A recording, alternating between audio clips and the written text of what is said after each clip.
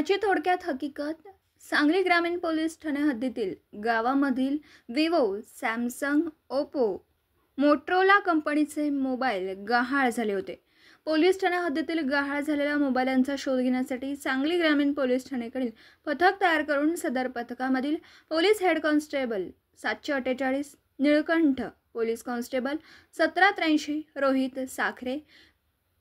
police constable 2520 Salunkhe, Sangli ग्रामीण police ठाणे व police constable 1285 Vijay Patankar cyber police Thane